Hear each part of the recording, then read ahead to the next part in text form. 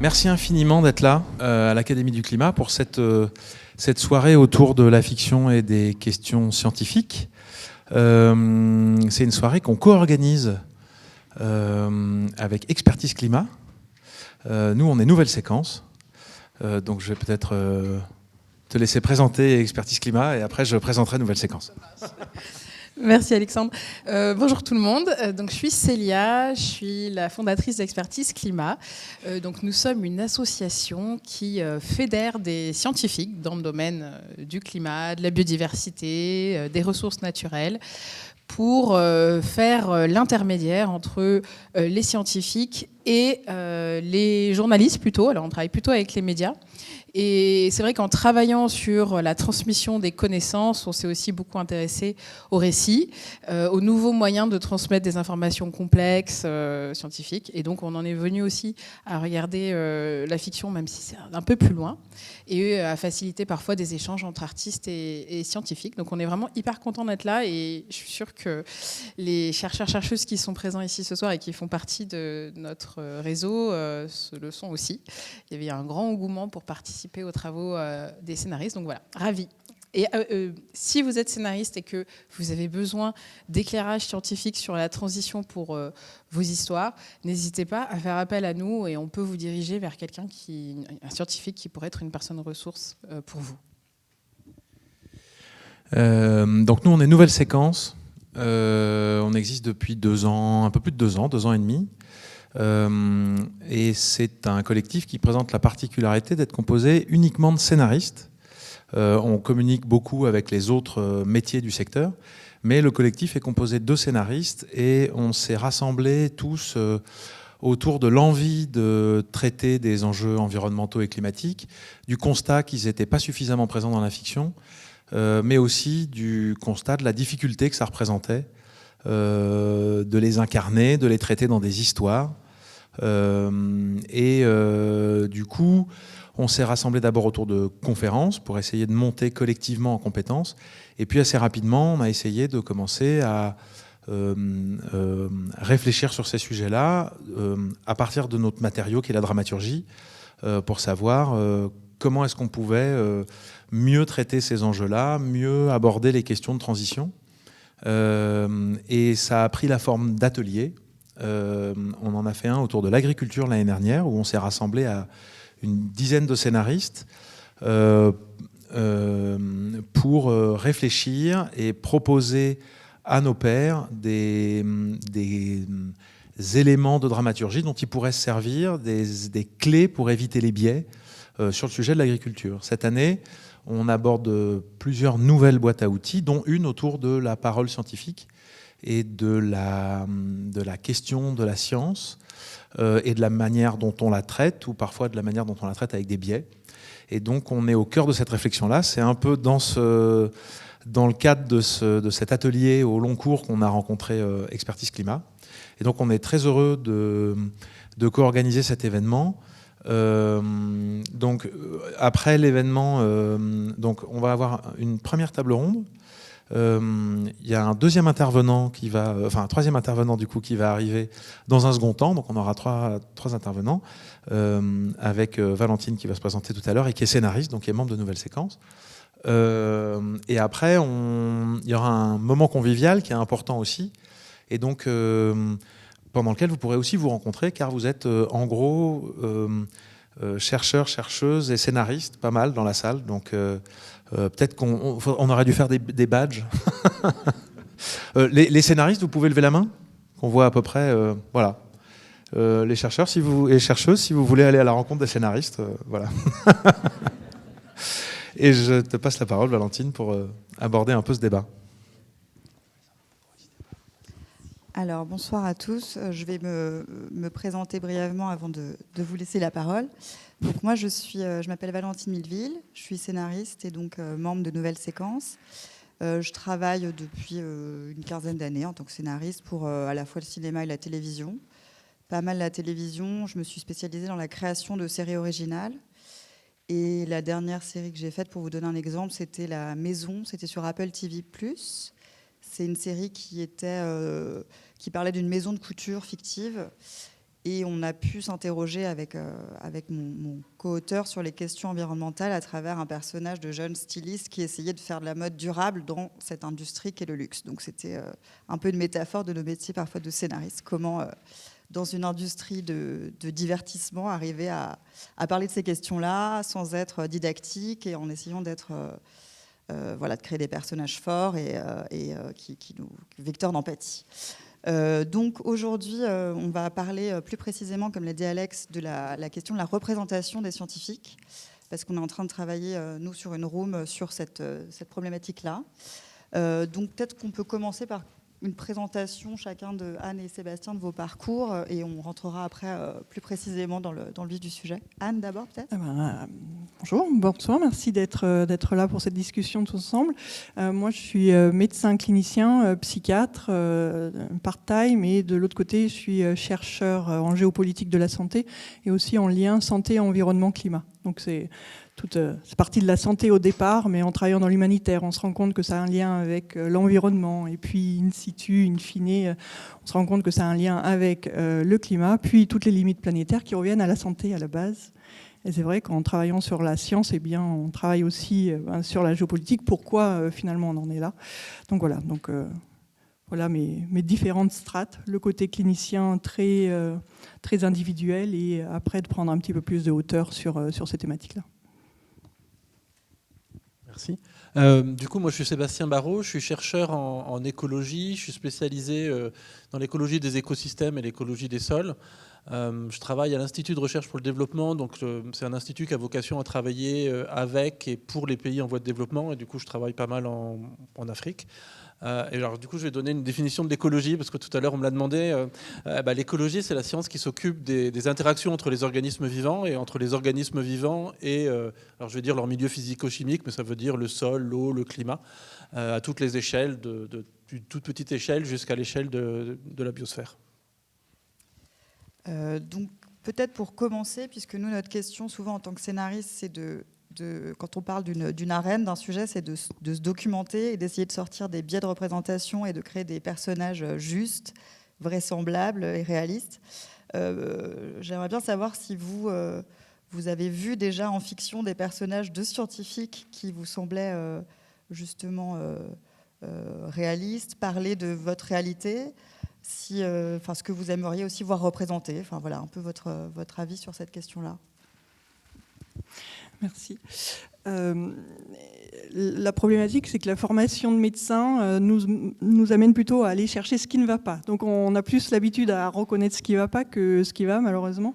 J'ai pas d'idée en tête, mais c'est vrai qu'il arrive très souvent, et finalement maintenant, moi, je fais une sélection un peu drastique sur ce que je regarde, parce que on se retrouve à critiquer des détails scientifiques ou médicaux, parce que c'est très souvent le cas, plutôt que de s'intéresser finalement au narratif, et ça arrive assez régulièrement. Les scientifiques, comment dire ?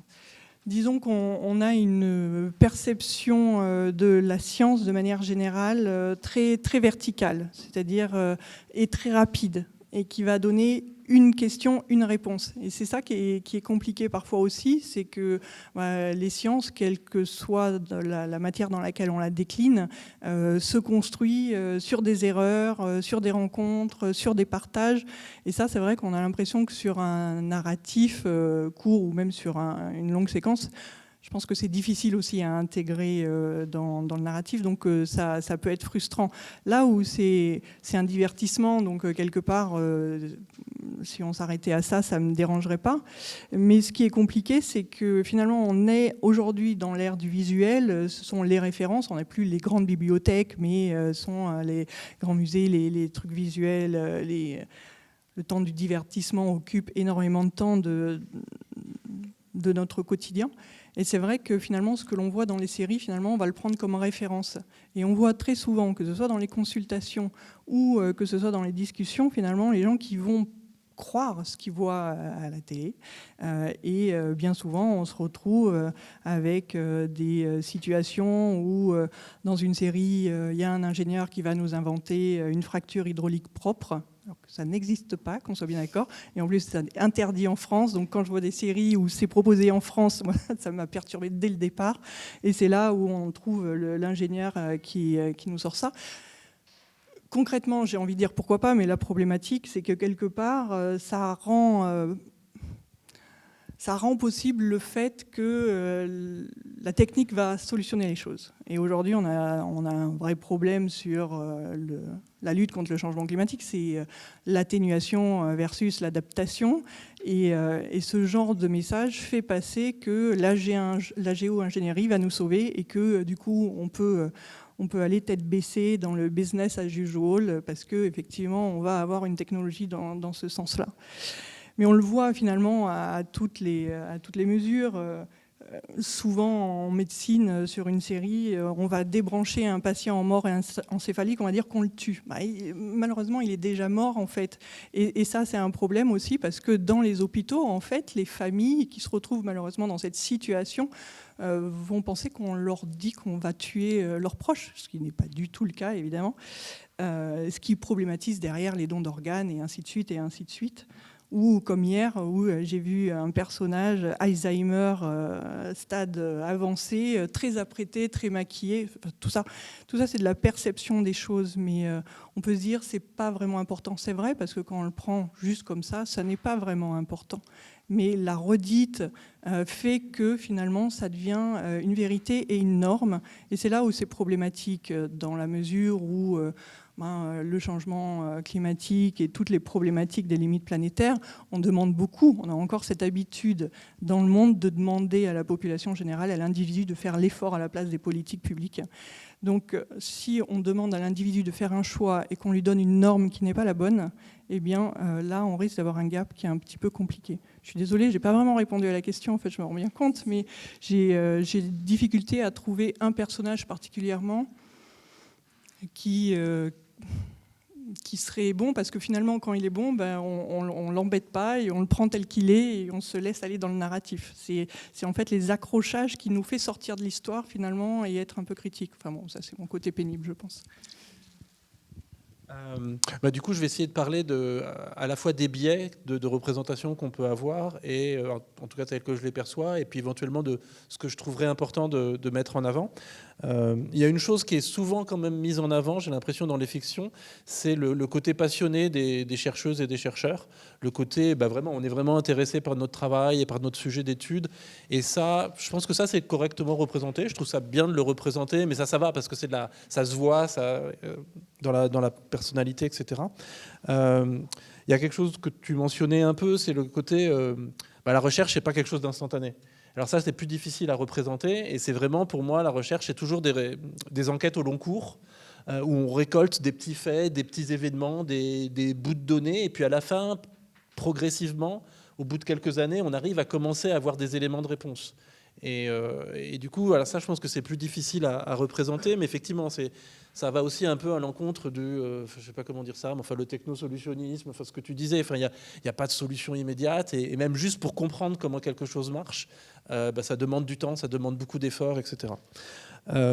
Ensuite, il y a quelque chose qui me paraît vraiment très important. C'est que souvent, quand on voit des chercheurs, des chercheuses dans une fiction, c'est souvent soit un individu isolé, soit un individu isolé mais avec une petite équipe. Éventuellement, il va y avoir quelques personnes autour. Et en fait, le fonctionnement de la recherche, c'est déjà des équipes... alors, ça dépend des domaines, voilà, mais en écologie, un projet de recherche, c'est souvent des projets à 50, 100 personnes. Alors déjà, ça, c'est l'échelle du projet où, en fait, moi, tout seul, j'ai juste une compétence parmi les 10 compétences qu'il faut. Donc, de toute façon, je ne peux pas être seul. Et puis, en plus, comment dire ? Ce qui nous intéresse au fond à Expertise Climat, c'est comment on crée des connaissances et comment on montre que ces connaissances sont valides, sont validées collectivement, etc. Et du coup, l'échelle à laquelle les connaissances sont réellement produites, c'est des connaissances qui sont vérifiées, qui sont reconnues par l'ensemble de la communauté, c'est une échelle de milliers de personnes. C'est des milliers de chercheurs à l'échelle de la Terre, du monde, qui sont en interconnexion en lisant leurs articles, en discutant par visioconférence, etc. Et à la fin, on arrive à produire des synthèses qui sont reconnues collectivement.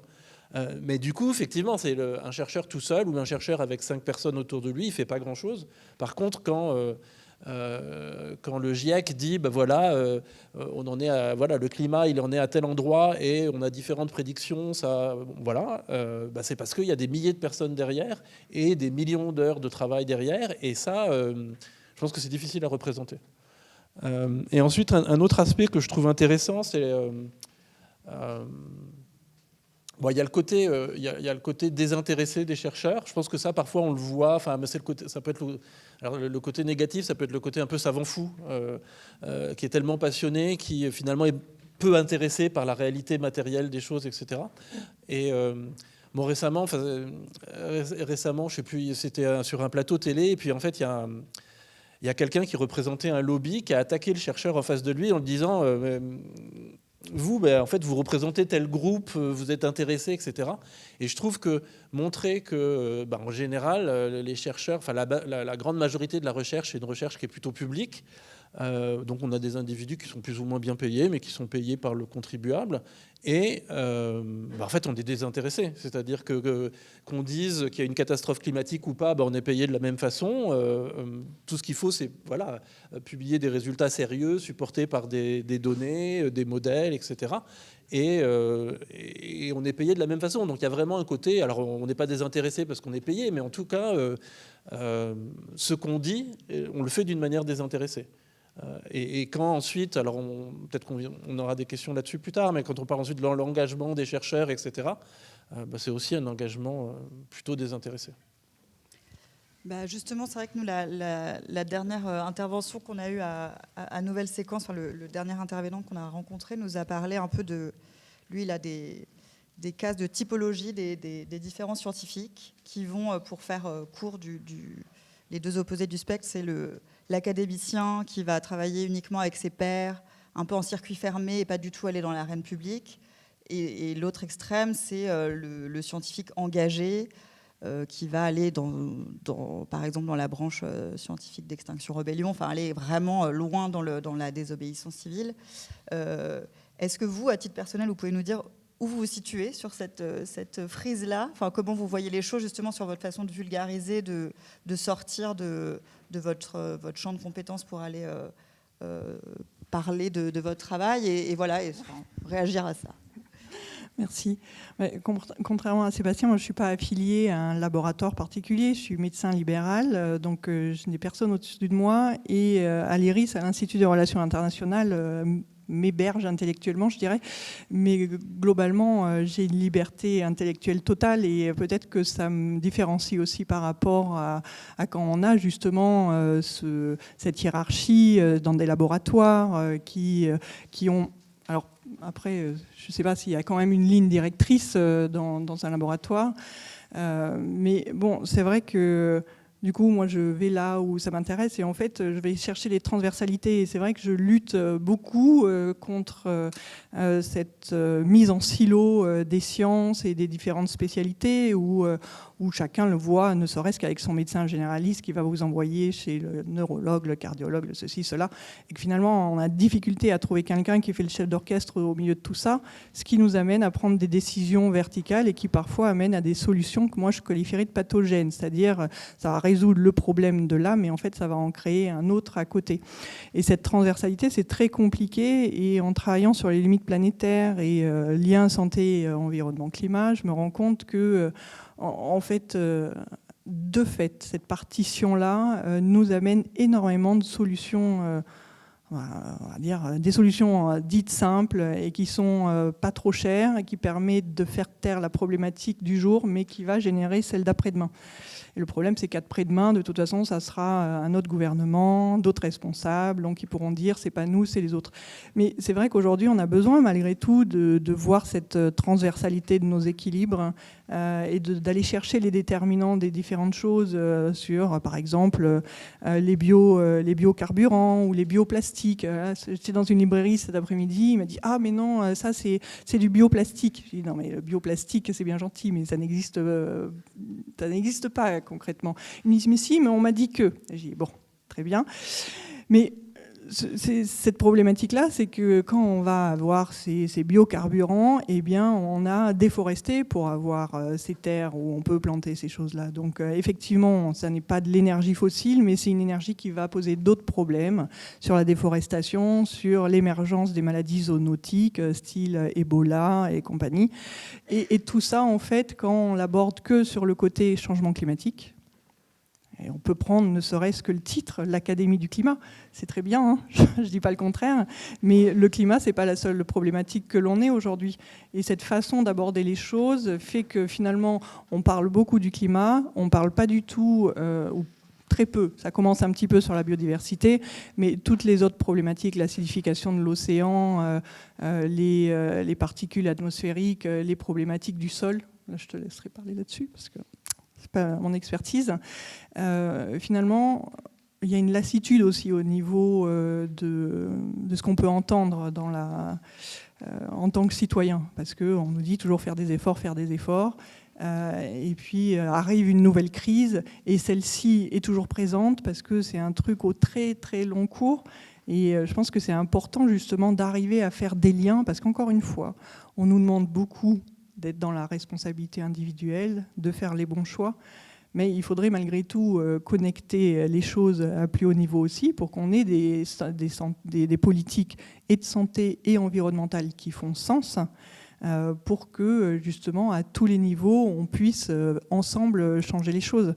Mais c'est vrai que du coup moi sur le spectre je ne vais pas encore m'enchaîner où que ce soit, mais j'essaye d'écrire, disons que mon arme est un stylo aujourd'hui et j'essaye de faire bouger les lignes là-dessus.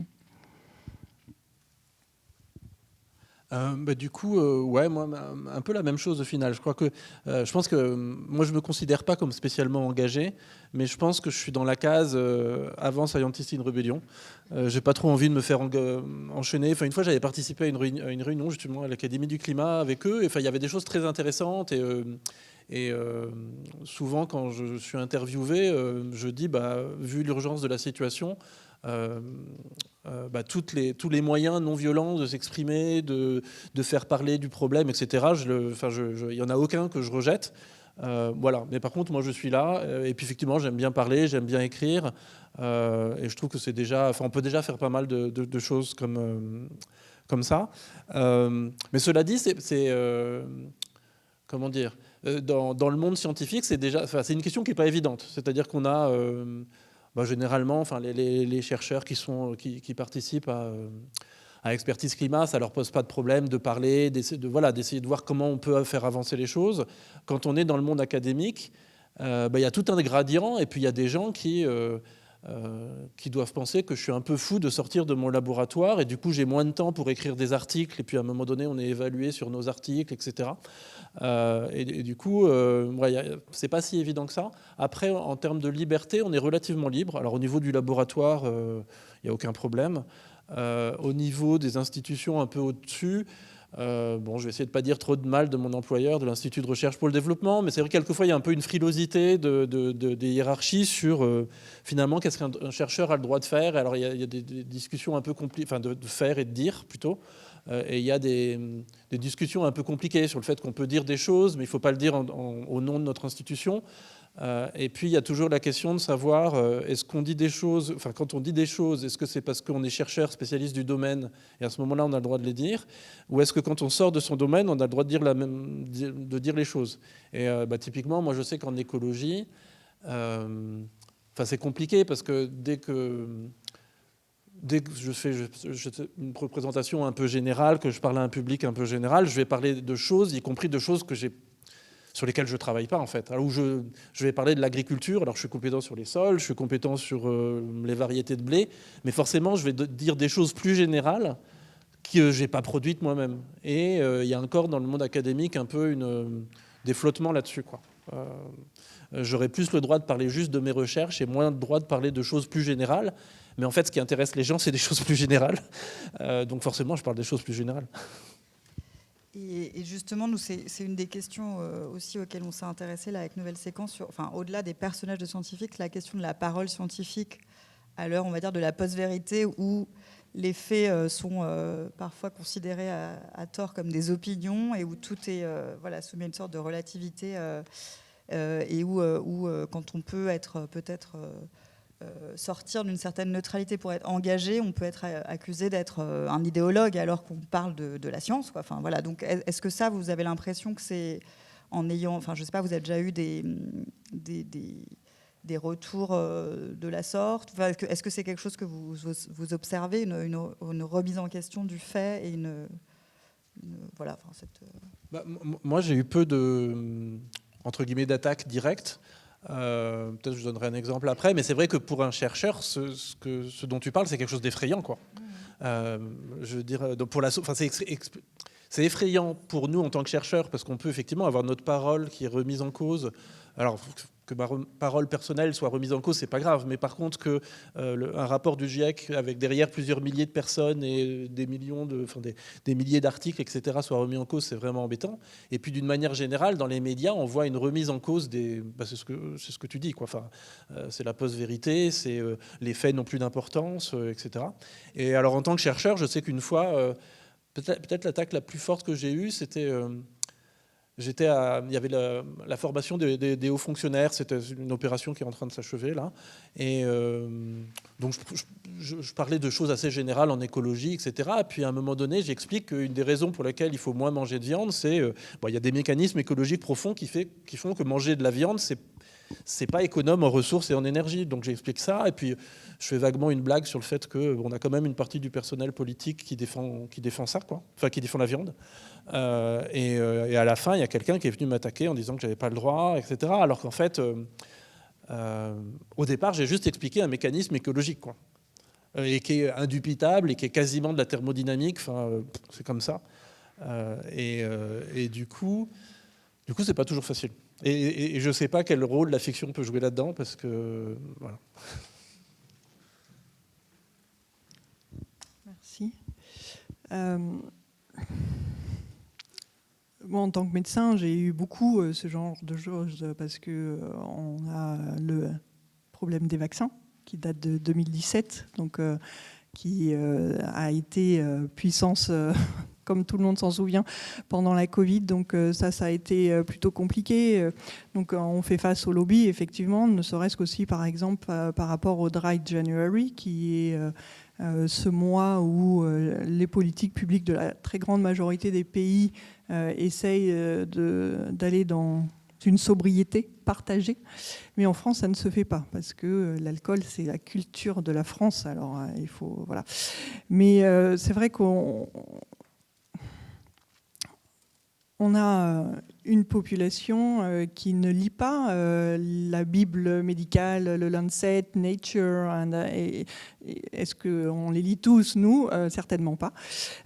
Donc, en fait, la problématique, c'est que les séries, les films, les publicités, les 4x3 qu'on voit dans la rue, tout ça, c'est ça qui fait référence aujourd'hui. Et aussi les 240 caractères de ex-Twitter et compagnie. Donc la vérité est très complexe, comme tu l'as évoqué tout à l'heure. Elle nécessite du temps, des explications, des oui mais. Tout ça n'existe pas aujourd'hui dans le temps de l'immédiateté. Donc en fait, on va lancer une vérité... qu'elle est vraiment vraie, on s'en fiche un peu en fait. On va lancer un postulat, et puis le fait qu'il y ait cette redondance sur différents médias, qu'on le voit de par ailleurs, et qu'il n'est pas expliqué. Et quand il y a eu pendant la Covid-19, quand le docteur Raoult a dit que l'hydrochloroquine pouvait guérir la Covid-19, en fait, les laboratoires français ou même le ministère de la Santé n'ont pas démenti. Parce qu'ils se sont dit on ne va pas démentir, c'est complètement idiot, on va donner du crédit à ça. Et en fait, le fait qu'il n'y ait pas eu non plus une institution sanitaire qui ait une légitimité, qui disent non, ça va pas, finalement, laisse le champ libre aussi à la propre vie de l'information, parce qu'on lance les choses dans la vox populi, et puis ça a sa propre vie, et ça c'est très complexe aussi. Mais je pense qu'il faut malgré tout occuper le terrain et puis peut-être aussi reprendre une éducation scientifique à la base, parce que on va jusqu'en troisième, allez, seconde, avec un bagage scientifique commun, ce tronc commun, mais à partir de la première, certains élèves n'ont plus de science du tout. C'est un peu tôt, finalement, pour apprendre ce que c'est la science, justement, ce temps scientifique. Je prends beaucoup le Covid comme exemple parce que ça a catalysé beaucoup de choses en peu de temps. On s'est rendu compte de beaucoup de choses. Au début, on a l'OMS qui nous dit non, c'est pas une maladie aéroportée. Une semaine après, au fait si, c'est une maladie aéroportée. Donc en gros, qu'est-ce qui s'est passé? Ils ont perdu leur légitimité en 2 semaines, alors qu'on a eu besoin d'eux pendant 2 ans et qu'on en a encore besoin. Mais cette notion de temps long, cette notion d'erreur successive qui amène à une vérité un peu plus vraie que celle d'hier, mais encore moins vraie que celle de demain, eh bien, on ne l'a pas finalement. Donc on a véritablement besoin aussi, je pense, de repenser l'éducation scientifique de manière générale pour donner les bases de comprendre, parce que les challenges du XXIe siècle, outre la géopolitique qu'on met de côté pour l'instant, sont tous des challenges scientifiques. Donc on a besoin, encore une fois, pour pouvoir prendre les bonnes décisions, de comprendre les choses. Sinon, on les prend de travers, on va prendre des mauvaises solutions, il va y avoir fracture dans la société, ce qui se passe un petit peu d'ailleurs aujourd'hui. Et finalement, au lieu de travailler ensemble à faire quelque chose, on va se taper les uns sur les autres parce qu'on va penser que l'un a raison et que l'autre tort. Et on tombe dans ce que vous disiez tout à l'heure, Valentine, la croyance. La science n'est pas une croyance. Et c'est vrai que là, aujourd'hui, on débat de la science alors qu'on devrait débattre de comment implémenter la science. On a en fiction, en tout cas, le temps long, c'est un peu notre matière aussi. Et là, on a la place pour l'ambiguïté, la complexité. Donc, c'est le bon endroit pour justement être dans cette subtilité-là. Je vais peut-être vous prendre quelques questions de la salle, si vous en avez. Merci. Bonsoir, Julie Jouvencel. Donc moi, je suis fraîchement scénariste, mais ces 5 dernières années, j'ai travaillé sur des sujets de recherche et innovation à impact. Je travaillais chez Socience. On a beaucoup travaillé avec l'IRD, notamment sur des problématiques One Health. Ma question, c'est... Alors, moi, je suis assez critique, du coup, parce que ça fait 5 ans que je travaille avec des chercheurs ou des instituts de recherche à essayer de faire transformer les pratiques pour qu'elles aillent vers plus d'intégration des enjeux sociétaux, environnementaux, vers plus de collaboration, donc sortir des labos. Et je me pose la question à tous les trois, mais est-ce qu'aujourd'hui la fiction doit refléter ce qu'est le travail des chercheurs aujourd'hui ou de ce qu'il devrait être demain, et c'est-à-dire aussi pousser les chercheurs à travailler différemment, à penser différemment. Alors il y a des chercheurs qui sont engagés évidemment, mais en grande majorité aujourd'hui, il y a un vrai sujet à transformer les pratiques de recherche. Donc voilà, est-ce que la fiction peut aussi aller un petit peu en push là-dessus ?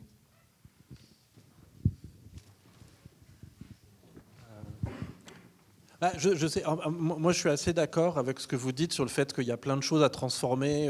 En gros, on ne peut plus faire la même recherche actuellement en pleine crise environnementale, crise sociale, etc., qu'on faisait avant. Et effectivement, sortir des laboratoires, ça me paraît normal, quelle que soit la façon de faire, il y a plein de modalités. Après, je ne sais pas si c'est la fiction qui doit mettre ça le plus en avant, mais il y aurait des choses à faire. Moi tout à l'heure je pensais, en t'écoutant Anne, je pensais alors c'est quand même difficile de mettre en scène les idées dans une fiction, c'est-à-dire de voir à un moment donné les chercheurs ils manipulent des idées, des connaissances, etc. Je pense que c'est difficile à mettre en scène.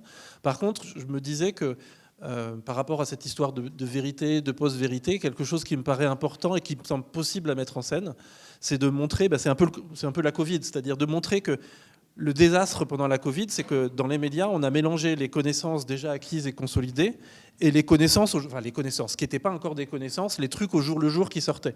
Et en fait, il me paraît possible dans une fiction de mettre en scène la différence entre les connaissances consolidées qui sont déjà synthétisées, qui sont déjà admises, et ce qui est en train de se produire, les questions qu'on se pose, les doutes qu'on a. Et rien que ça... alors ça répond pas exactement à la question, mais rien que ça, je trouve que ça serait intéressant, quoi. Sur les chercheurs, me semble que dans les séries et les films, ce que l'on peut voir, c'est aussi rendre l'après désirable, rendre un futur désirable, que ce soit une transition, que ce soit justement un travail sur l'adaptation. Et je me faisais la remarque lorsque je cherchais justement ces personnages scientifiques. Je l'avais un petit peu élargi et je pensais, j'avais fait une conférence sur les mobilités actives. Et en fait, on n'a pas de personnage aujourd'hui qui se balade à vélo dans les villes. Alors si, il y en a un dans Panda, mais c'est traité un petit peu sur le côté de la dérision et de l'humour. Dans le genre, c'est pas sérieux. Enfin, il me semble, parce que j'ai pas vu la série, je suis désolée. Hein. Mais en fait, je pense que ça peut être un formidable vecteur et outil justement de désidérabilité d'autres choses de ce qu'on vit aujourd'hui. Et ça peut être intéressant.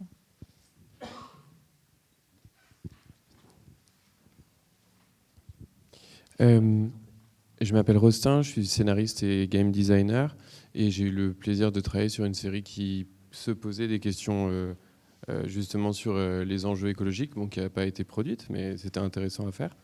Je voulais soulever que le problème, à mes yeux, c'est plutôt que les producteurs et les productrices ne sont pas intéressés par les séries avec des enjeux écologiques et les diffuseurs ne sont pas intéressés d'investir dedans.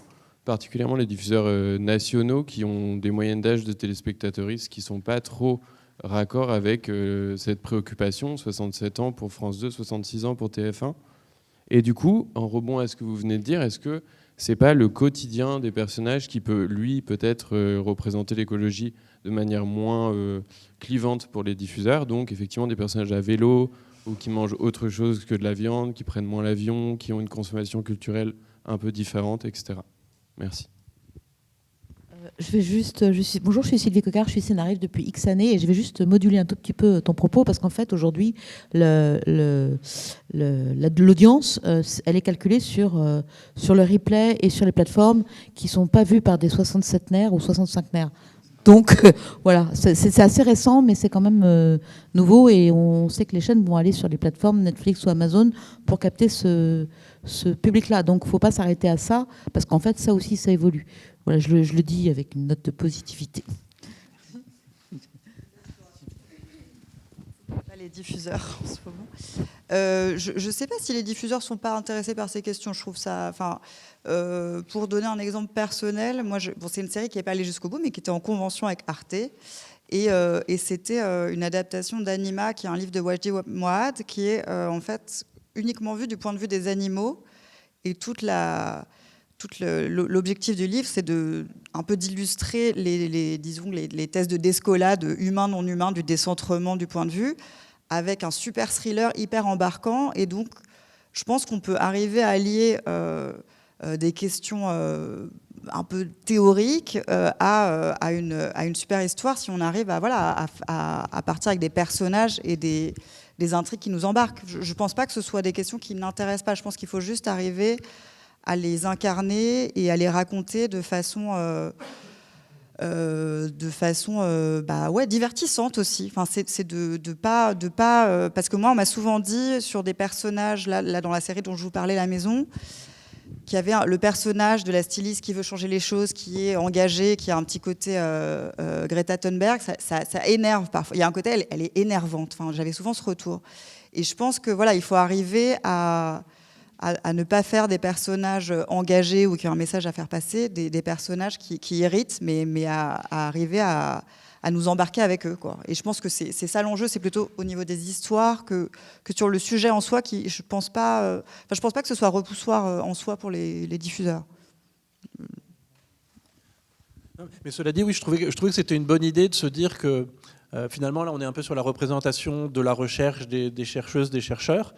Bon, c'est super important, enfin ça me paraît important, mais c'est vrai qu'on peut parler de science et des résultats de la science sans représenter la recherche. C'est-à-dire qu'à un moment donné, on peut faire des fictions qui touchent à la crise environnementale, qui touchent à la vie des gens face à la crise environnementale, à la crise climatique. sans nécessairement représenter les chercheurs. Et puis je pense qu'on peut quand même, dans cette fiction-là, faire passer des petits messages scientifiques. Enfin, à un moment donné, je sais pas, moi, des agriculteurs face à une sécheresse. On peut imaginer plein de scénarios où, à un moment donné, on est face à la crise environnementale. Alors, on peut aussi avoir des scénarios plus positifs, mais où du coup, on va instiller des petits éléments de connaissance et de science dans des scénarios juste c'est des gens qui vivent, il leur arrive des trucs, ils réagissent, etc., quoi. Bernard Skira, scénariste avec un lointain passé d'ingénieur. Je trouve qu'on parle des scientifiques, de la science, des scientifiques ou des chercheurs, pardon, mais comme s'il n'y avait pas une science appliquée. Et je sais pas, l'autre jour, je regardais un petit bout de reportage sur les récifs coralliens, sur un mec, je crois que c'est un Anglais, qui a inventé une nouvelle méthode, je crois que c'est génétique pour modifier, etc.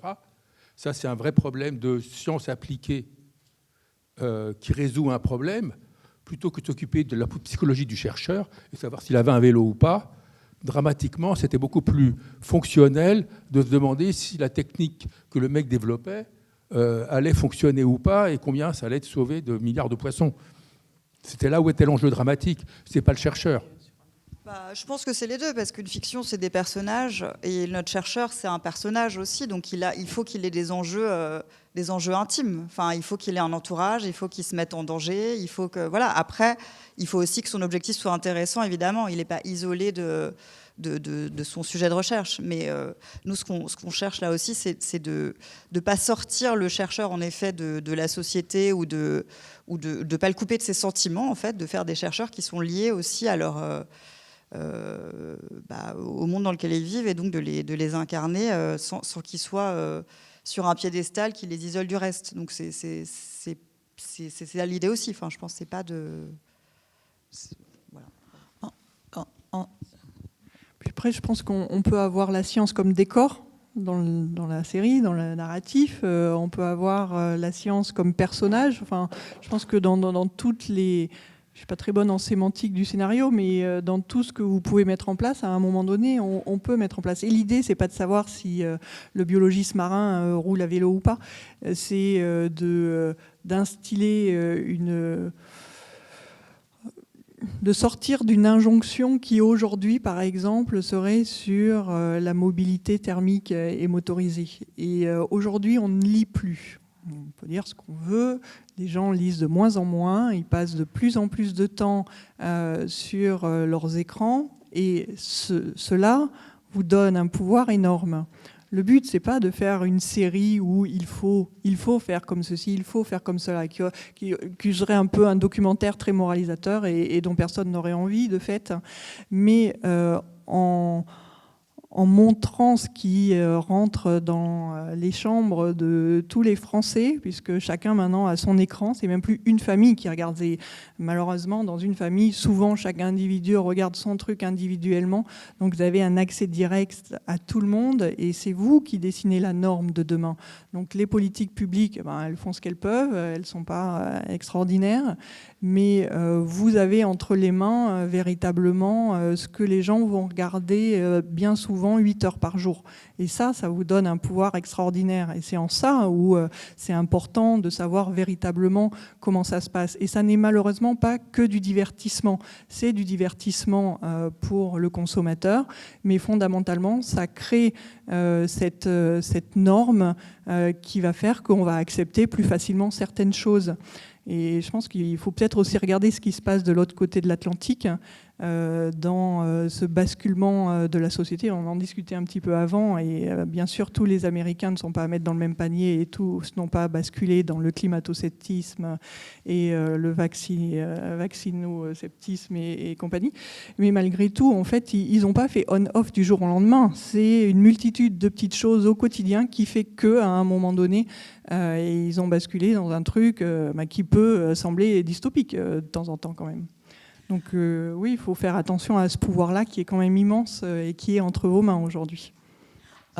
Oui, toujours au scénariste Sylvie Coquard, vous avez complètement raison. En fait, il faut distinguer l'action qu'on peut avoir en présentant les scientifiques dans une arène scientifique et l'action qu'on peut avoir en présentant des personnages scientifiques ou pas, qui disent des choses ou qui font des choses, et parfois c'est justement pas des scientifiques, qui nous amènent à penser autrement, comme la clope. Pendant des années, on a vu des gens cloper, maintenant on ne voit plus des gens cloper. On les revoit cloper d'ailleurs, c'est assez intéressant. Maintenant, non mais voilà, ça fait partie des choses qui ont changé dans l'image. Et quand tu as présenté l'univers du chercheur comme arène, pour le coup, moi j'ai essayé avec l'université, qui a donné lieu à un podcast sur France Culture et à un bouquin, et après qui a donné lieu à une tentative d'adaptation télé pour Arte. Donc c'était le spot, c'était qu'est-ce qui se passe à l'université, qu'est-ce que c'est que la transmission du savoir, qu'est-ce que c'est qu'apprendre à émettre des concepts. Voilà, c'est une vision très deleuzienne. Et en fait, c'est compliqué comme arène, effectivement, parce que les conflits sont parfois très denses, très sévères, très, très, très violents, mais pour autant, c'est quand même assez niche. Enfin, en tout cas, moi, c'est la difficulté que j'ai eue à le faire passer en télé, y compris pour Arte.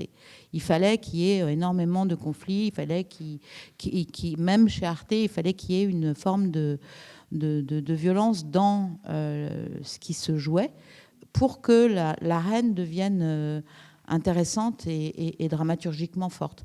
Cela dit, moi, perso, je pense qu'il faut absolument continuer à essayer de présenter ces arènes.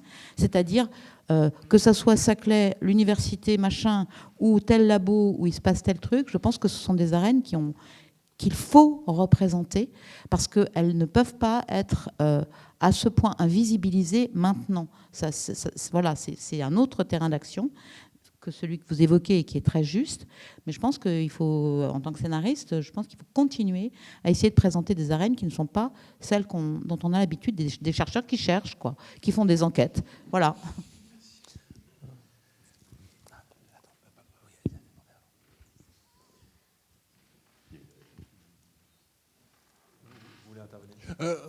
Ouais, je veux bien faire une petite réponse parce que, moi, je pense qu'effectivement, c'est super difficile, mais il y a vraiment un enjeu énorme à expliquer au plus grand nombre comment on produit des connaissances. Et alors, le plus grand nombre, je pense que c'est, ça va des gens que je croise dans la rue à, je pense pas mal au personnel politique qui, généralement, a aucune formation en recherche, qui a aucune idée de comment on produit des connaissances, et du coup.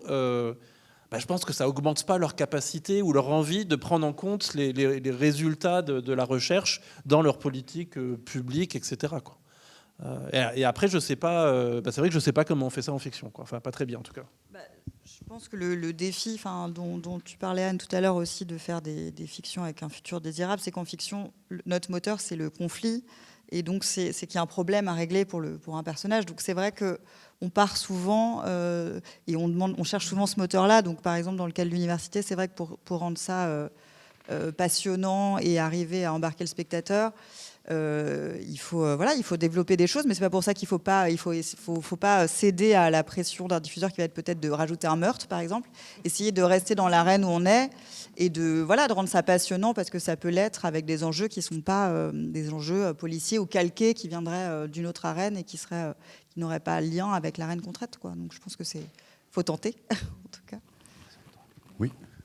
Bonjour. Kéane, moi j'étais chercheur avant, maintenant je travaille dans la décarbonation, mais aussi beaucoup dans la sensibilisation des gens via des outils, la fresque du climat et d'autres. Et pour avoir vraiment fresqué énormément de gens et pour passer ma journée à sensibiliser les gens, je suis un peu surpris de l'éléphant au milieu de la pièce parce que, en fait, moi je connais pas de série sur le climat ou sur ces enjeux-là. Et à chaque fois que les gens me disent mais ça ressemble à quoi, on me cite le jour d'après. C'est un peu 20 ans quand même. Et donc, oui, et puis c'est à côté de la plaque. Et donc, effectivement, il y a peut-être quelques tout petits. Il me semble qu'il y a La Crue ou quelque chose comme ça. Mais globalement, je ne suis pas capable, quand je parle aux gens et qu'ils me disent qu'est-ce qu'on peut lire, mais qu'est-ce qu'on peut regarder sinon, regardez, non, j'ai aucune nom de série en tête. Alors, si vous en avez, je suis hyper preneur, mais je suis curieux de voir, parce qu'on a dit tout à l'heure qu'il y en a quand même, lesquels ? J'ai peur de ne pas savoir répondre pour les séries, mais c'est dommage parce qu'en ce moment, il y a énormément de super romans sur la crise environnementale, sur le climat, sur plein d'aspects. Et il y a des romans qu'on pourrait filmer, qu'on pourrait... Alors, je pense qu'il y a plein de choses qu'on pourrait mettre à l'image et qui seraient super, quoi. Ça a été un style, non ? Le thriller vert à un moment donné, non ? il y a quelques années. Ouais. Oui. Oui. Je pensais à un film. Ça progresse. Avec, je crois que c'était Contagion, où il y avait. C'était avec Marion Cotillard, me semble-t-il, qui travaillait pour l'OMS. Contagion, enfin, je ne sais plus trop. Oui, c'était avant le Covid, bien sûr. En télévision, mais malgré tout, c'était pas mal. Je vous écoute. Le sujet a fait du chemin dans les quotidiennes, notamment. Il est aujourd'hui représenté. Il y a eu effectivement une fiction produite par Canal qui s'appelait L'Effondrement, qui a fait date, qui est un peu l'exemple qui ressort tout le temps. Il y a une fiction qui est tournée, montée, qui va être diffusée l'année prochaine, qui s'appelle L'Or Bleu, qui est une saga familiale sur fond de sécheresse. Pour répondre, c'est le jour où ça ne sera plus un sujet, il n'y aura plus besoin de nouvelles séquences. Donc c'est un sujet sur lequel on essaie de travailler de manière collective. Ce que je crois on peut dire, c'est que ce qui avance peut-être, c'est que en fait, il faudrait plus qu'il y ait... C'est quoi la fiction qui parle du climat ? Mais que ce soit un sujet qui ait sa place comme plein d'autres sujets dans les fictions, et qu'il y ait certaines fictions qui s'en emparent et que ça soit au cœur d'eux. Mais en tout cas, j'ai l'impression que voilà, ça fait du chemin, mais de fait, les chiffres de l'année dernière, il y a eu un carottage effectué par une association qui s'appelle l'Observatoire de la fiction, parce qu'ils ont changé de nom en cours de route, donc je ne voulais pas me tromper, qui dit qu'il y a encore beaucoup de chemin à parcourir, en effet. Il y avait une série danoise qui est... Enfin, comment ça s'appelait ? C'est là où la montée des eaux devait... ouais, très angoissant, ce truc. Ouais. Et juste, la série danoise en question, à aucun moment, il y a la montée des eaux est au cœur du sujet, mais à aucun moment, il n'est fait référence à la raison pour laquelle l'eau monte. Oui. Certainement. Mais en l'occurrence, voilà, c'est quelque chose qui... N'hésite pas à te présenter. Bonjour, merci beaucoup pour la table ronde. Moi, je m'appelle Clélia, du coup, je suis scénariste. Avant, j'étais en école d'ingénieur. Et j'ai eu la chance de pouvoir faire des nouvelles écrites en collaboration avec des scientifiques, mais dont les mondes étaient à l'initiative des scientifiques. Enfin, ils avaient fait des grands modèles et moi, je devais juste les mettre en récit. Donc, je vous invite à faire cet exercice parce que c'est trop cool. Et ça, justement, ça donne des idées qui viennent de la modélisation. Et ça m'a interpellée ce que vous avez dit. Vous avez beaucoup parlé des croyances de chacun, des gens qui arrivent avec leur jugement, leur supposé, leur spiritualité aussi. Et je trouve, enfin moi je me suis rendu compte que, je pense par biais d'études scientifiques, j'avais beaucoup de mépris en fait pour toutes ces croyances et pour cette spiritualité. Et au fur et à mesure dans la fiction, je me suis dit mais en fait les gens, enfin c'est vraiment important quoi. Enfin je peux pas faire sans. Et quand j'étais au festival Atmosphère, il y a eu je sais plus comment ça s'appelle, un truc où il y a plein de citoyens qui font des histoires ensemble. Et l'Assemblée citoyenne, merci, l'Assemblée citoyenne des imaginaires. Et un des personnages qui ressortait le plus, c'était le personnage de la sorcière, de la femme puissante. Et je me suis dit, mais pourquoi les gens inventent des sorcières ? Ça va pas du tout. Enfin, c'est pas du tout scientifique, c'est pas du tout vers là qu'on doit aller. Et en fait, je me rends compte, même en travaillant dessus, que très vite, en fait, pour représenter la nature, l'intelligence animale, on va vers quelque chose de semi-fantastique. On arrive sur une force un peu mystique. Enfin, la poésie nous amène là-dessus. Et du coup, la science, là-dedans, apparaît comme ceux qui vont aller contre cette spiritualité, contre cette sensibilité, et ça crée une opposition hyper forte. Et donc voilà, c'est une question un peu générale de comment gérer ça, qu'est-ce que ça vous évoque, et comment vous avez l'impression que vous pouvez accompagner en fait, cette croyance et faire avec. Okay. Désolée, c'était un peu long. Merci. Non, mais j'ai la pensée qui a essayé de vous suivre. J'ai l'impression qu'en fait, on oppose peut-être la conception occidentale de la nature et des sciences et ce qu'on a perdu, nous, je pense, dans notre façon d'aborder la science et de nous sortir un petit peu de la nature aussi, puisqu'on était là pour maintenant courber l'environnement à nos exigences. Et on a perdu ce côté direct. Et aujourd'hui, à la COP30, là, ce qui s'essaye de faire monter justement à travers les peuples autochtones, c'est ce lien indéfectible qui nous lie à notre environnement et ce qui est le problème aujourd'hui, parce que finalement, toutes ces problématiques climatiques, environnementales et tout ça, le problème, c'est nous. Enfin, la planète, elle va s'en sortir, hein. Une fois qu'elle se sera débarrassée de nous, elle retrouvera un équilibre. Le problème, c'est que nous, on n'est pas fait pour vivre sous cette instabilité-là.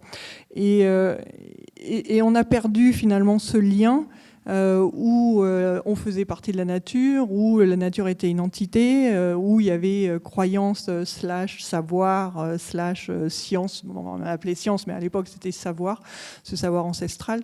Et peut-être il faut revenir justement se remettre dans le tableau général pour se rendre compte que finalement on fait partie de la science au même titre que les sols, que les globules et que les bactéries, pour essayer de reprendre tout le monde et de reconnecter finalement l'humanité à l'environnement qui l'entoure. Et aujourd'hui on a cette déconnexion de par le monde urbain, de par le fait qu'on a à manger tous les jours, qu'il fait chaud tous les jours chez nous.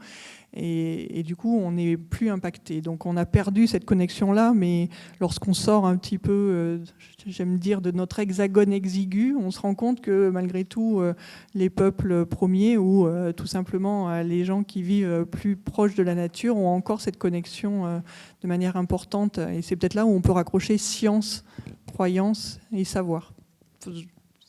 J'en suis sortie avec ça, mais après... Je trouve que c'est une question super importante et c'est une question avec laquelle je ne suis pas super à l'aise. Parce qu'effectivement, d'un côté, tout à l'heure, on a quand même dit plusieurs fois qu'en fait, on avait besoin de défendre la science. Et on voit bien pourquoi. Enfin, je veux dire, on peut parler des États-Unis, on peut parler des attaques contre la science en France, etc. Et en fait, à un moment donné, c'est dommageable parce que ça empêche d'essayer de trouver des solutions, enfin, d'aller dans la bonne direction. Et puis évidemment, mépriser les autres formes de savoir, mépriser les représentations, représenter ce qu'on a dans la tête, ça n'a pas de sens. Et puis un chercheur, ça a plein de choses dans la tête et pas. Alors moi, j'aime bien faire des équations, des stats, etc. Mais j'aime bien aussi imaginer, représenter. J'adore la science-fiction. J'aime bien les jeux vidéo, enfin certains jeux vidéo. Enfin, j'aime bien sortir de mon laboratoire et faire d'autres choses. Et du coup, il faut arriver un peu à lier tout ça d'une manière un peu cohérente, etc. Enfin cohérente. Enfin en tout cas sans exclusive. Et après, moi, je sais en tant que chercheur, écologue. J'aime bien les courants, enfin il y a pas mal de courants sur la reconnexion avec la nature, la reconnexion avec nos sensations, etc. Alors ça me va bien, je comprends pourquoi c'est utile et personnellement, je sais pas, moi j'adore passer des heures à faire des photos d'insectes et si je fais des photos d'insectes, c'est aussi parce que je travaille pas du tout sur les insectes ou assez peu, c'est juste parce que je les trouve jolis et fascinants et j'aime bien montrer des photos à d'autres personnes qui les trouvent jolies et fascinantes. Mais à un moment donné, l'écologie, c'est aussi des kilos d'azote, des kilos de carbone, des flux d'énergie, des flux d'individus. Et on a besoin aussi de se reconnecter avec cette réalité assez matérielle, qui peut paraître abstraite, théorique, mais il ne faut pas exclure ça non plus, quoi. Il se trouve que j'ai écrit il n'y a pas longtemps un livre qui essaye de faire ça aussi, de réexpliquer les bases de l'écologie avec toute leur scientificité, des choses qui peuvent paraître bizarres, mais ça me paraît important aussi, quoi. Ouais, je profite de faire passer le micro pour poser une question aussi. Peut-être que ce dont on a besoin, c'est de références communes, d'un socle commun, et que quand on parle de croyance, le problème, c'est que le mot parle à la fois des croyances autochtones dans le rapport à la nature, mais la croyance, c'est aussi un peu le même mot qu'on utilise pour être la base du platisme dans les excès et du climato-scepticisme. Donc, comment est-ce qu'on peut distinguer justement, comment on peut créer un socle commun en laissant une part comment est-ce qu'on peut créer ce socle commun, selon vous? Et est-ce que la science a un rôle à jouer? En fait, c'est exactement. Là, en fait, on est en train de creuser la question sur laquelle je suis pas très à l'aise parce que je sais pas exactement comment faire. Et puis, effectivement, alors je vais me dévoiler. Typiquement, j'aime beaucoup Descola. J'ai lu des choses de Descola. Je trouve ça super intéressant. Mais à un moment donné, de savoir que tel peuple se représente la nature d'une manière complètement différente. Alors c'est utile, d'ailleurs, c'est super utile, c'est super enrichissant. Mais en fait, c'est une représentation qui colle avec rien de scientifique et je suis pas sûr qu'on puisse l'utiliser pour trouver des solutions globales. Et parce qu'à un moment donné, on est tous aussi sur la même planète qui subit la même augmentation du CO2 dans l'atmosphère, etc. Et du coup, la reconnexion, c'est bien, nos sensations, c'est bien, accepter nos sensations, etc. Je trouve que c'est super bien. Mais effectivement, la limite entre ce qui est utile dans le collectif et ce qui est moins utile, c'est pas facile à faire. C'est la dernière question du coup, peut-être. Peut-être qu'on peut proposer à Marc-André de nous rejoindre. Mais tu vas pouvoir poser ta question. C'est juste que Marc-André n'était pas dispo avant ça. Voilà. Alors, peut-être qu'on va lui proposer de... Tu peux peut-être le lancer. Donc, Marc-André, je te laisserai te présenter. Et ensuite, on reprendra une série de questions. Oui, donc peut-être vous pouvez commencer par vous présenter, nous dire un peu votre champ de recherche, voilà, pour qu'on puisse ensuite reprendre la discussion qui est donc autour de la question de la représentation des scientifiques en fiction. D'accord. Alors, déjà, désolé d'arriver un petit peu en retard, hein. J'étais en conférence un peu loin d'ici.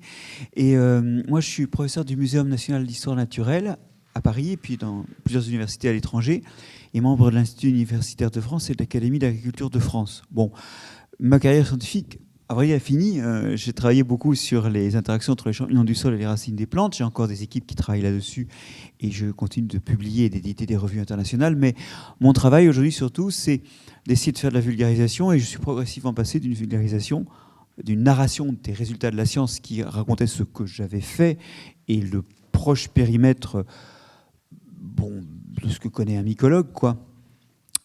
En fait, à la restitution de la science qui, en fait, porte des messages qui viennent heurter la société, c'est-à-dire qui, à la fois, montre ce qu'on fait mal, en tout cas aux yeux de la science, hein, ce qu'on ne fait pas d'une façon valable ou durable, et d'autre part, les perspectives positives de faire autrement.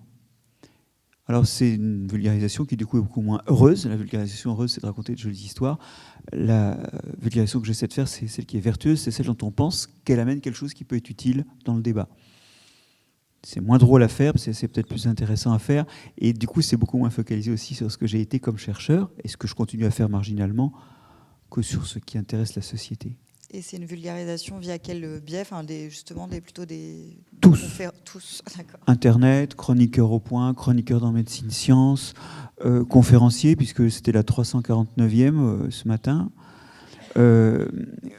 des vidéos sur Internet, des ouvrages, la présence à Météo Climat, par exemple, hein, sur tout, parce qu'en fait, il faut aller chercher les gens là où ils sont. Il ne suffit pas de vociférer dans son coin. Et il faut épouser tous les formats, parce que c'est une façon d'essayer ou d'espérer épouser tous les publics. Nous, donc, on est sur la question de la représentation en fiction, dans les séries des personnages de scientifiques et globalement des questions environnementales, essayer de plus les représenter parce qu'on vient d'avoir le constat qu'elles l'étaient peu, mieux les représenter pour qu'elles soient moins caricaturales et voir comment les rendre aussi attractives pour le public qui vient aussi voir une histoire et être embarqué par des personnages, et comment pas être que dans le didactique mais aussi dans le divertissement. Voilà, donc c'est un peu ça notre discussion du moment. Est-ce que vous avez là-dessus Comment ? Générer des vocations. Oui, générer des vocations, sûrement. Voilà. Justement, il y a quand même une chose qu'il faut dire, c'est qu'il n'y a pas forcément une opposition intrinsèque entre la vulgarisation heureuse, narrative, divertissante, au moins au sens du plaisir, et la vulgarisation vertueuse qui porte un message. En fait, ce qu'il faut, c'est arriver à faire un relais, un équilibre entre les aspects narratifs. Il faut. En fait, j'en sais rien, parce que si je savais, il y a longtemps que le jeu serait plié. Mais dans ma façon de faire, j'essaie de convoquer les deux. C'est-à-dire de ne pas être simplement sur les endroits où ça gratte, ou bien où ça interpelle sur les devenirs, mais aussi essayer d'avoir un narratif autour de la nature et du monde naturel. Et ça, c'est vrai que, je ne peux peut-être pas vous convaincre, vous, mais il y a des tonnes d'histoires à raconter, des choses qui ont une séduction intrinsèque qu'on peut mettre justement au service de la capture de la bienveillance de l'audience. Oui, par exemple, un exemple. C'est la peine de scénariste. Ouais, c'est pour ça. Mais Mais je sais pas, mais c'est un mécanisme qui a beaucoup utilisé un évolutionniste qui a écrit des chroniques qui ont vraiment impressionné toute une génération et aussi le grand public, Stephen Jay Gould. On part d'une histoire.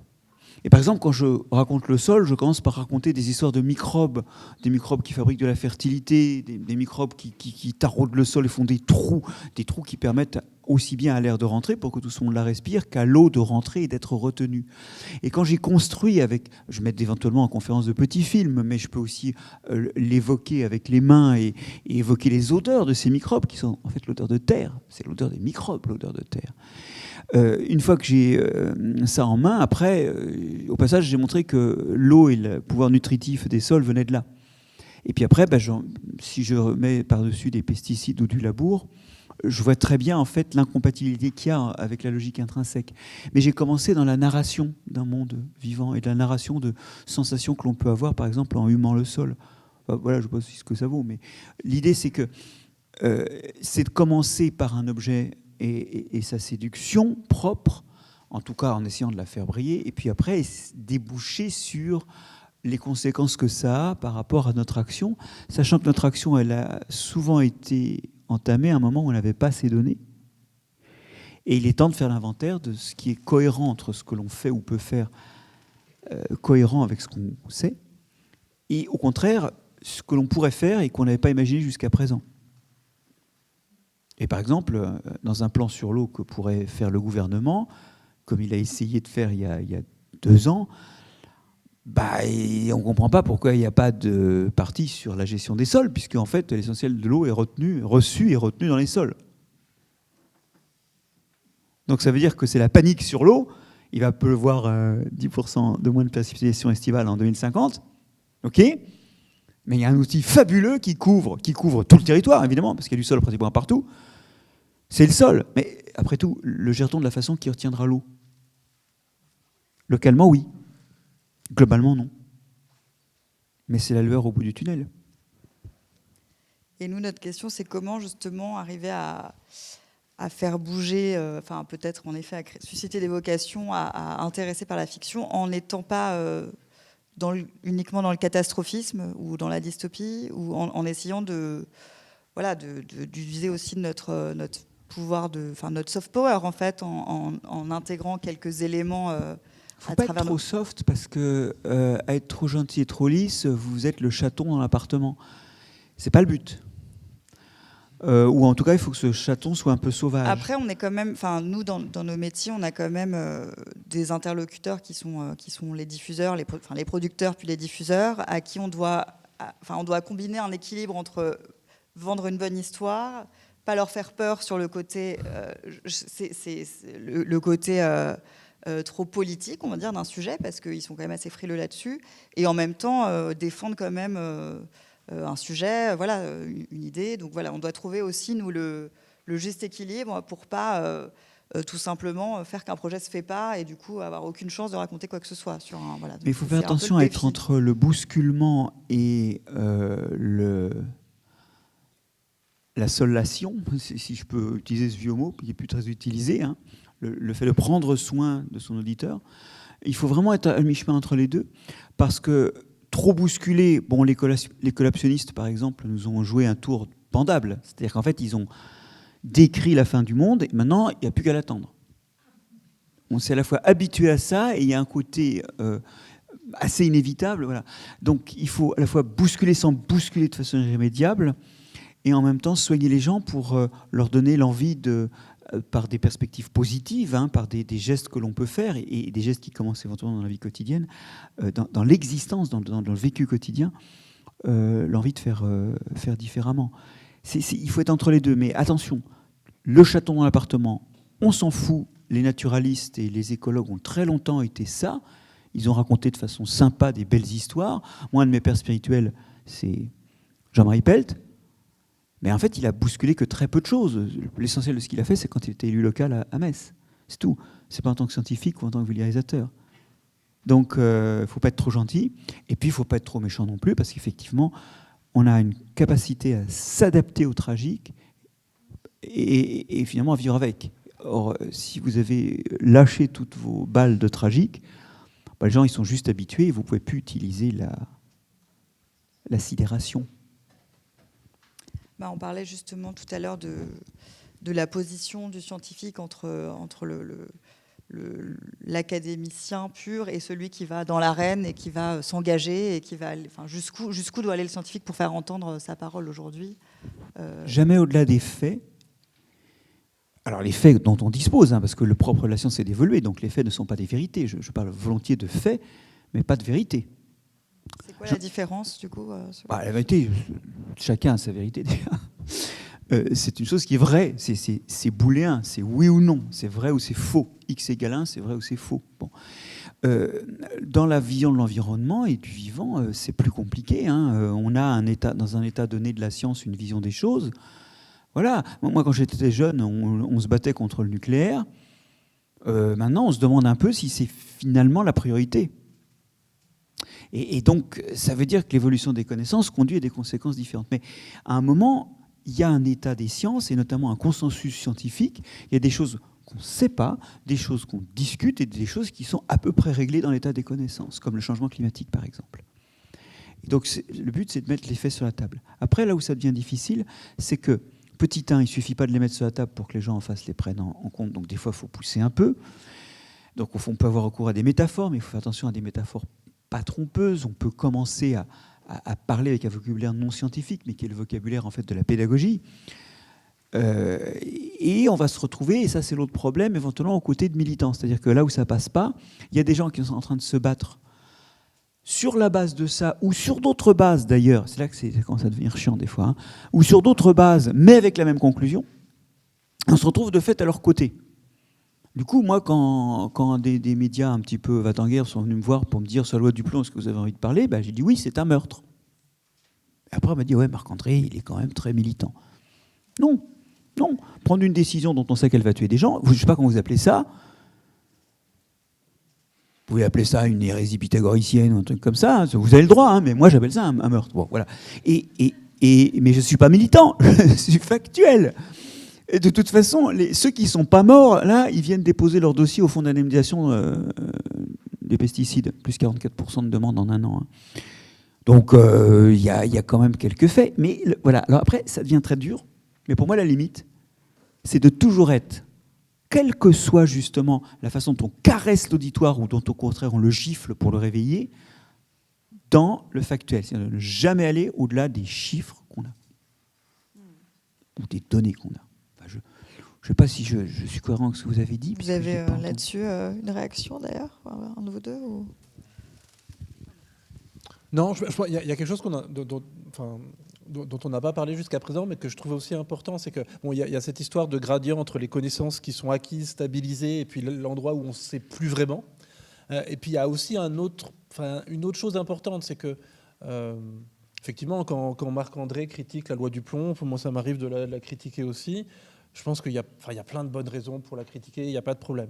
Par contre, il ne faut pas laisser penser que c'est les chercheurs et les chercheuses qui doivent décider comment la société doit se transformer. Ça, c'est un processus démocratique. Et évidemment, le problème, c'est que pour le moment, le lien entre les résultats de la science et la démocratie et les pouvoirs publics, c'est un lien qui est distendu, tordu, voire fracassé. Mais par contre, ce n'est pas à nous de décider. C'est à nous de fournir des renseignements, fournir l'état des connaissances. Et puis, effectivement, on dit, oui, la loi du plomb, ça sert uniquement à maintenir un système agricole à bout de souffle qui va s'écrouler. Je pense qu'il y a plein d'arguments pour le dire. Par contre, ce n'est pas à moi strictement de dire ce qu'il faut faire. Ou en tout cas, je peux donner des conseils, etc. Mais ce n'est pas à moi de décider. Et donc, je pense qu'il faut aussi mettre en scène dans les fictions le collectif, les citoyens, l'échelle politique, etc. Et aussi, comment... je reviens toujours à cette question en fiction. Pour notre moteur, c'est aussi le conflit, c'est de créer aussi en face... on dit toujours qu'une bonne fiction, c'est d'avoir des bons antagonistes. Et donc, comment créer des personnages, mais c'est vrai, de lobbyistes, de climato-sceptiques, qui ne soient pas que caricaturales, mais qu'on arrive à bien caractériser pour aussi être dans une lutte qui soit pour notre héros faite d'obstacles intéressants à traiter et d'être dans le réalisme aussi de ce côté-là, même si c'est pas les voilà. Alors, sur l'agriculture, ça doit être possible. Oui, bien sûr. Il y a de telles Exactement. Oppositions et puis il y a des telles oppositions puis derrière. Non, mais on peut vite avoir dans la fiction le côté les méchants lobbies et ça va. Oui, voilà, d'être un peu plus subtil et d'arriver à justement décortiquer. Mais justement, je pense que Marc-André il fait la même chose. Enfin, moi, quand je critique l'agriculture, je dis tout de suite, mais je défends les agriculteurs. Je veux dire, la moitié gagne en dessous du SMIC, ils se prennent les pesticides dans la tête. Donc on peut critiquer certains modèles agricoles, mais défendre les agriculteurs, Enfin voilà, et du coup, ça veut dire aussi passer par le système économique, la politique, etc. quoi. Vous avez des questions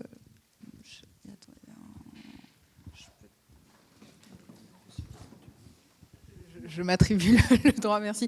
Est-ce que dans le travail que vous avez commencé à faire, vous avez identifié des personnages de scientifiques intéressants et moi, il y a un truc qui m'intéresse beaucoup, c'est les femmes scientifiques, parce que je pense que vous êtes au courant qu'il y a de moins en moins de jeunes filles dans les filières scientifiques, ce qui est un vrai drame parce que ça a des conséquences entières sur la société, puisque elles vont être moins payées en fait tout le reste de leur vie. Déjà, les femmes sont moins payées que les hommes, mais en plus, quand on ne fait pas d'études scientifiques, on est moins payé que les autres.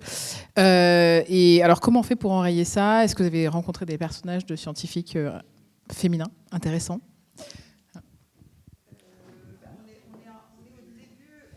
Cette boîte à outils, donc on a rencontré pour l'instant, on a rencontré une personnage de scientifique, Céline Guivarch, mais c'est vrai on est vraiment en train de chercher justement les problématiques là qui nous intéressent sur les personnages, et c'est vrai que cette question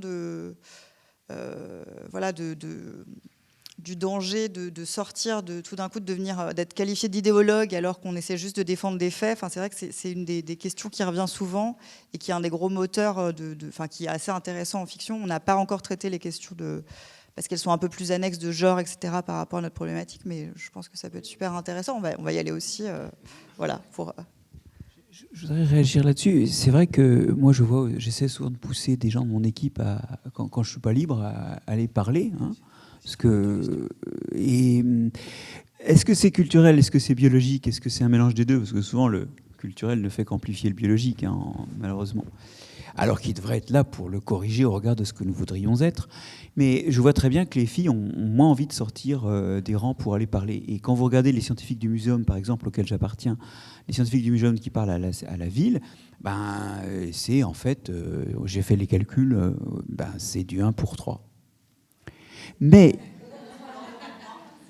c'est un truc. Alors, juste pour finir, par contre, il est faux, et ça c'est un hoax, et c'est un hoax sur lequel je vous invite à vous interroger. Il est faux de dire que les filles font moins d'études scientifiques que les hommes. C'est faux. C'est un hoax répandu par la Société française de mathématiques, parce que ça c'est vrai en maths. Mais allez à l'école d'agronomie, allez dans les prépas agro. Si vous pensez que la biologie est une science, et moi je ne peux pas rester ici si vous pensez le contraire, alors si vous n'êtes pas victime de cette espèce de complot technologique qui est de dire que les sciences, en gros c'est physique, chimie et maths, alors c'est plus compliqué. Et ensuite la question qu'il faudra qu'on se pose, c'est est-ce que justement le fait que les filles ne fassent pas trop de maths et fassent plutôt de bio, est-ce que c'est ce qu'elles ont envie de faire, ou c'est ce que la société les conduit à faire, auquel cas elles sont prisonnières? Sont-elles libres ou prisonnières en faisant ça? Là c'est une vraie question. Alors biologiquement, non, les femmes sont pas programmées pour être moins dans les techniques et moins dans la prise de parole, mais c'est effectivement la culture, la société dans laquelle on vit qui va dès le plus jeune âge finalement dire toi tu te tais et toi tu prends la parole. Et encore une fois, c'est pas une cause, une conséquence, c'est tout plein de petites choses. Et les femmes dans la biologie, les femmes dans le care, la médecine se féminise beaucoup, mais parce que c'est des sciences où on prend soin d'eux. Et la biologie est aussi une science où on prend soin d'eux.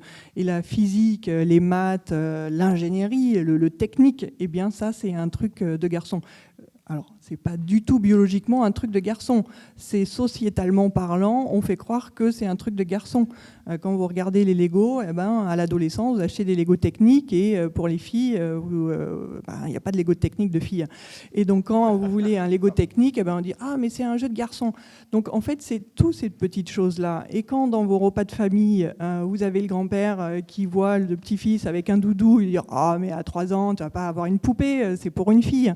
Ben, on va dire « Ah, c'est bon, il a 70 ans, on va pas le saouler ». Mais en fait, ça commence là. Ça commence le dimanche au repas de famille et ça finit justement sur les sections que l'on choisit ou pas, parce qu'on se sent pas légitime en fait. Et je pense qu'il faut de plus en plus de modèles. Moi, je suis ravie que notre nouvelle astronaute de l'ESA soit une femme, pilote d'hélicoptère de surcroît, Madame Sophie Adeno, qui va pouvoir justement mobiliser enfin, toute une génération de petites filles, mais en même temps, on en a déjà eu une, Madame Aignoret, qui était rhumatologue de son état, et qui pourtant n'a pas suffi, en fait. Un seul modèle comme ça, des pop-up comme ça, et le problème, il est là, c'est qu'on a des pop-up. Et aujourd'hui, on voit énormément de petits bouquins pour les enfants sur les grandes femmes de l'histoire en France, les scientifiques, tout ça. Mais ça montre bien qu'en fait, elles ont été invisibilisées énormément. Et aujourd'hui, on a malgré tout encore énormément de travail à faire pour se légitimiser. Et comme tu disais tout à l'heure, tu t'étais un peu dévoilé, je vais faire pareil. J'ai 46 ans aujourd'hui, le jour de mes 40 ans, j'étais à une réunion de géopolitique, et donc avec que des hommes de 60 ans, les cheveux blancs et compagnie. Et puis, je me suis rendu compte que j'étais toujours assis avec les stagiaires, ce qui posait problème quand même. Et je me suis dit, ma pauvre fille, tu as 40 ans aujourd'hui, tu vas arrêter d'attendre qu'on vienne te chercher et tu vas prendre la parole. Et à partir de ce moment-là, les choses ont changé, mais il faut véritablement pas attendre qu'on nous légitimise, parce qu'on ne le fera jamais, soyons honnêtes. Et il faut y aller soi. Et c'est pas facile à faire. Donc si on n'a pas un gentil chef de service qui nous pousse à y aller, eh bien on n'y va pas, malheureusement. Mais oui, je suis parfaitement d'accord avec ça. Et je dirais même que cette façon dont on introduit quelques femmes comme ça dans le narratif, c'est un petit peu la façon de dire moi, je n'ai rien contre les juifs. Je parle à mon voisin de palier, les juifs. Bon, c'est un peu l'excuse qui dissimule la règle. Par contre, j'insiste là-dessus. Alors, j'en ai beaucoup parlé dans mon dernier livre, Nature et préjugés, où je essaie de parler justement de tous ces préjugés qu'on a sur la nature et qui ne tiennent pas. En fait, c'est vrai que dans un premier temps, effectivement, il faut au maximum forcer effectivement le mélange des deux sexes dans toutes les filières. Bon, et effectivement, nous en sciences, les filles sont pas au même endroit que les hommes actuellement, et ça. Mais enfin, quand même, à terme, la vraie question, c'est qu'est-ce qu'elles ont envie de faire, quoi, sans pression sociale. Ça, c'est la vraie question. Les garçons, eux, ils ont aussi des pressions sociales, mais pour l'instant, ça leur pose pas trop de problèmes. La vraie question, c'est effectivement qu'est-ce qu'il y a au fond des deux sexes par lesquels ils diffèrent. Et là, je suis désolé, vous allez me détester, mais moi, justement, là, on est en plein dedans. On est en plein dedans. Est-ce que vraiment une fille, ça a les mêmes envies qu'un garçon ? Si le but, c'est de justifier des inégalités sociales, je joue pas là. Mais au fond, vous y êtes ? Mais ça, c'est une vraie question. On dévie un peu de notre sujet, même si c'est très intéressant, mais évidemment. Mais peut-être qu'on peut... Bien sûr, c'est une question. Vous voulez que je donne un exemple où c'est unisexe ? C'est pareil pour les deux sexes ? C'est un truc qui fait des morts. C'est les voitures, les mannequins pour tester pour les tests crash. Ils sont masculinoïdes. Parce qu'un homme égale une femme. Oui, mais du coup, les femmes, elles ont 16% de risque de séquelles graves en cas d'accident. Et en cas de collision frontale, 60% de risque de plus de mourir. Parce que les voitures ne sont pas faites pour elles. Quand tu penses unisexe, c'est pareil pour les médicaments. Oui, mais ce que ça veut dire, c'est qu'une femme n'égale pas un homme. Ce sont des êtres... Oui, on va peut-être prendre une ou deux dernières questions parce qu'on approche de l'heure de la fin. Parce que là, je viens de dire un truc qui heurte. Non, c'est que le temps nous est compté. Bonsoir, merci beaucoup pour tous ces échanges, c'est hyper important et on a besoin de faire des... Oui, Aurélien Guèze, je peux me présenter en tant que président de l'association Ingénieurs et Scientifiques de France. Et donc ma question, c'est un peu en lien avec ça. Je ne sais pas si vous faites la distinction entre ingénieur et scientifique, quand vous dites scientifique, mais il y a d'autres personnages qui sont dans des situations complexes, autres que les scientifiques chercheurs, qui sont les ingénieurs. Et donc j'aurais aimé savoir si vous souhaitez les mettre en scène eux aussi, parce qu'on a besoin de représentation. Je n'ai pas l'impression qu'on les voit tant que ça. Et en fait, il y a quand même 1 million d'ingénieurs en France, 300 000 chercheurs. Donc il y en a un certain nombre qui se retrouvent dans des situations assez complexes. On parle de scientifiques de façon très très large et la question est très vaste, mais l'idée c'est on parle aussi bien justement de médecins que d'ingénieurs. Donc c'est notre grand mot valise, mais on a envie aussi de traiter ces problématiques qui sont hyper intéressantes, donc complètement. Et on serait ravis d'ailleurs, sûrement, de parler avec un ingénieur dans une de nos rooms pour rentrer plus spécifiquement sur ce sujet. Ce serait super. Mais je trouve que la question est intéressante, et bon, je suis ingénieur aussi. Mais effectivement, tout à l'heure, on disait, oui, un des problèmes en France, c'est que le personnel politique n'a pas de formation scientifique. Alors les enjeux environnementaux, les enjeux de santé, etc., ça leur passe au-dessus de la tête. Mais c'est vrai que si les fictions, à chaque fois, comment dire ? En fait, il y a plein de gens qui ont des formations scientifiques ou qui, dans leur vie, soit dans leur vie personnelle, soit dans leur vie professionnelle, ont besoin d'éléments de science. Et si, en fait, les fictions mettaient en scène plus cette parole scientifique, d'une manière générale, en fait. C'est-à-dire, on est à table, je sais pas, c'est une fiction avec une histoire de famille, et puis on est le dimanche au repas familial. Les gens, ils ont le droit de parler de science. Alors, il se trouve que dans la réalité, ils le font pas trop, mais voilà, mettre en scène ce discours scientifique, qu'il y a de la parole scientifique partout, que ce soit professionnellement ou dans la vie quotidienne, ça paraît pas inutile. Ouais. On va finir, pardon, alors. Oui, il y a une pyramide numérique entre les scientifiques qui font de la recherche et qui sont vraiment dans l'inconnu, les ingénieurs qui sont plutôt dans du connu ou qui, sur des problèmes, résolvent les problèmes avec de la science, et puis tout le personnel technique, qui est encore plus nombreux, et qui sont aussi dans le monde scientifique. Et en fait, leur présence dans nos représentations et dans les histoires qu'on raconte est inversement proportionnelle à leur nombre. Là, il y a une inégalité qui va falloir arriver à penser. Je sais pas si beaucoup de travail en fiction, donc voilà, on va s'y mettre, tous les scénaristes présents. Et je vous remercie tous d'avoir répondu à nos questions. Bravo.